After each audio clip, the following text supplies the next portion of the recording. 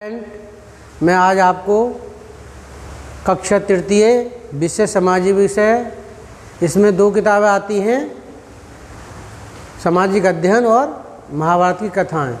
आज मैं महाभारत की कथाओं का पाठ 10 पढ़ाऊँगा। कक्षा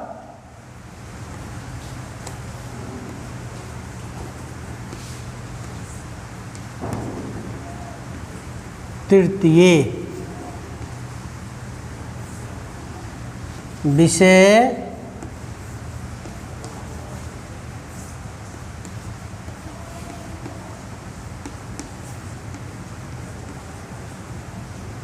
सामाजिक विषय, महाभारत की कथाएं।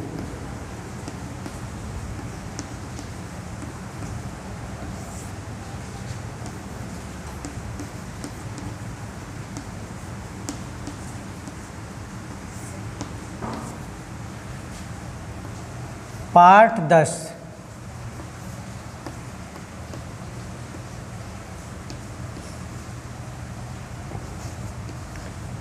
विनाश काले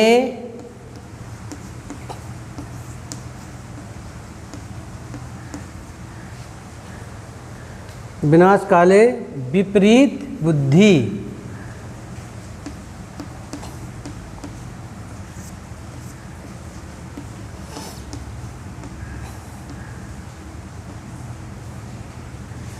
मैंने पिछले आपको पाठ पढ़ाया था 8, अब 9 पाठ छोड़ दिया है क्योंकि 30% कोरोना के काल में छोड़ दिया गया है।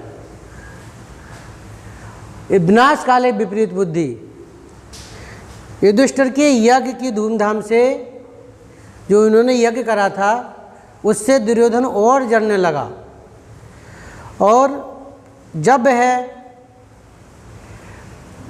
उनके इंद्रप्रस्थ को देखने गया था दुर्योधन, तब द्रौपदी ने व्यंग में कह दिया था कि अंधे के तो अंधे पैदा होते हैं।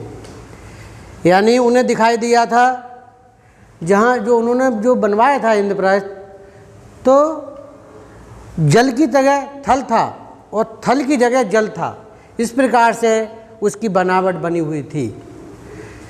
तो धोखे से दुर्योधन उसने सोचा ये थल है, इस प्रकार से पत्थर लगे हुए थे, तो वो पानी में घुस गया। तब कहा था द्रौपदी ने कि अंधों के तो अंधे पैदा होते हैं। तो ये बात उसे सपने में भी उसके व्यंग लगते थे द्रौपदी के। उसने एक चाल चली और कहा कि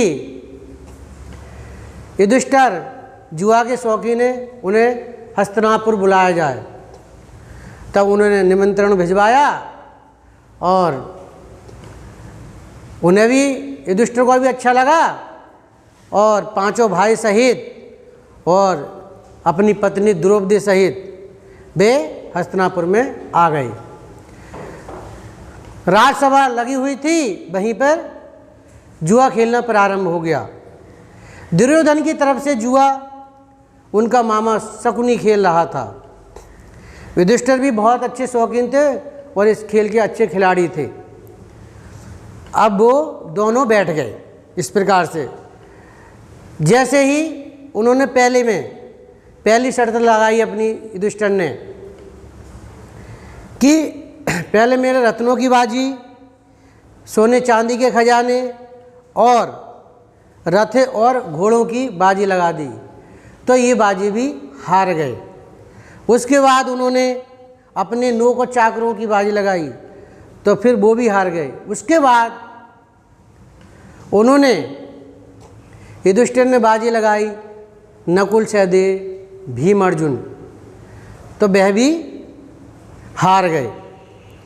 और कहते हैं कि जब विपत्ति आती है तो बुद्धि नष्ट हो जाती है। उसके बाद भी वे जुआ खेलना बंद नहीं करा। उन्होंने बाद में अपनी द्रौपदी की बाजी लगाई और द्रौपदी की बाजी लगा करके वो भी हार गए। इसके बाद शकुनी चिल्ला पड़ा कि पांडव तो दुर्योधन के गुलाम हो गए। इसके बाद दुर्योधन ने आदेश दिया, दुशासन से आदेश दिया कि द्रौपदी को लाया जाए सभा में। तब सभा में द्रौपदी को लाया गया और बीच सभा में उसे नंगी करने का आदेश दिया दुशासन से। दुशासन आया, उसने साड़ी पकड़ी और साड़ी पकड़ कर खींचने लगा। अब द्रौपदी सबसे चीख पुकार कर रही थी, सबसे विनती कर रही थी, लेकिन कोई नहीं, उसकी बात को किसी ने सुना, क्योंकि वह द्रौपदी जुए में हार चुकी थी, इसलिए कोई भी कुछ नहीं बोल रहा था। उसने वह अपनी असहाय लाज से कांप उठी और अपनी आँखों पर दोनों हाथ ढक लिए और भगवान को याद करने लगी। जब भगवान को याद करते हैं तो भगवान अवश्य ही आते हैं। भगवान वहाँ पर आए। दुशासन ने साड़ी खींच रहा था, लेकिन सभा में साड़ी का बहुत इकट्ठा हो गई साड़ी, और उनके जो चीर बढ़ाया था उन्होंने, कृष्ण भगवान ने, वह यानी थक गया दुशासन खींचते खींचते। इस प्रकार से उन्होंने धृतराष्ट्र ने समझा बुझाकर दुर्योधन को और पांडवों को इंद्रप्रस्थ भेज दिया गया। इस कहानी में मैंने आपको ये बतलाया है, और आप इस वीडियो को देखेंगे विनाश काले विपरीत बुद्धि। मैं अब आपको ये वाक्य किससे संबंधित है, ये यानी वाक्य किसने कहे हैं, किससे संबंधित है।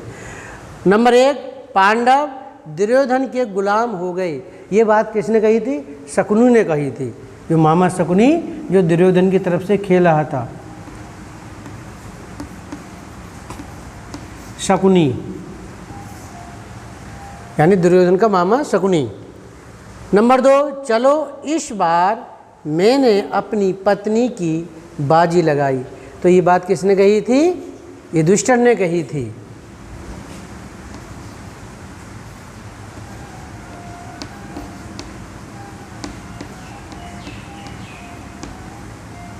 युधिष्ठिर। नेक्स्ट देखिए 3 नंबर, अभी मेरी जुआ खेलने की इच्छा भरी नहीं है, क्योंकि जब विपत्ति आती है तो बुद्धि भी नष्ट हो जाती है। तो ये युधिष्ठिर ने कहा था।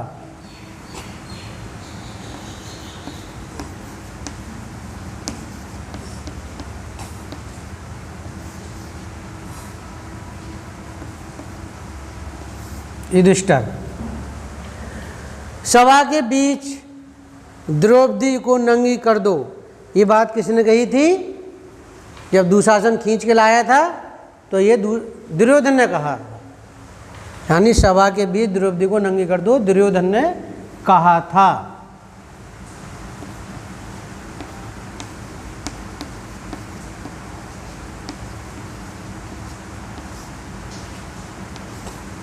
अब आप ये याद कर लेंगे, वीडियो को देख लेंगे, और मैं बाकी कार्य PDF के माध्यम से भेज दूंगा।